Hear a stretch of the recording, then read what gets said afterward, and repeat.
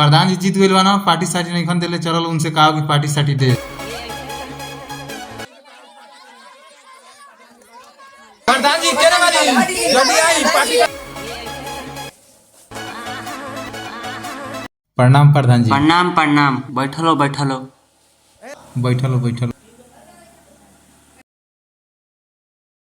बताओ लो का दिक्कत बा, का परेशानी बा? इतना मेहनत करके रोग चुनाव जीतले बन जा, हमने के लायक कोनो काम नहीं। आज कोनो कीमत पर लौंडी आवे के चाहिए और पार्टी होके के चाहिए तो होके के चाहिए। डीजे बाजी और रात भर खाउन होई। शांति शांति बाबू लो, हम तो लोग के इच्छा बुझा तने, रुको लो बिल्डर के लगे फोन करके एगो लवंडिया मंगाओ तनी। अरे बखर ना, फोन लेके आओ।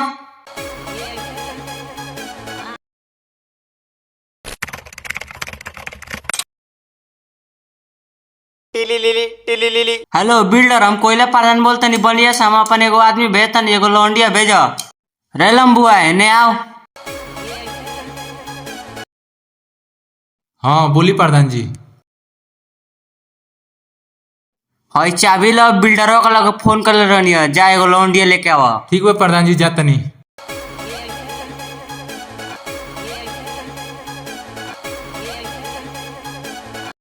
आइए मैडम, आइए आइए। हटो हटो तुम लोग, चलो जी।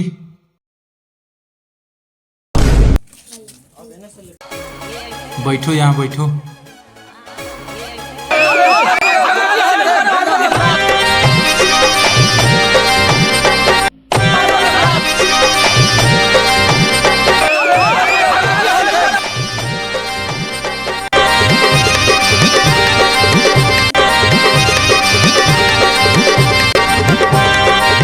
चोलिया में रंगवा गिराई के रंग जो बना, एहो बुची रंग देबू तो बना, तमन जेबू हमारा के गोरी हो।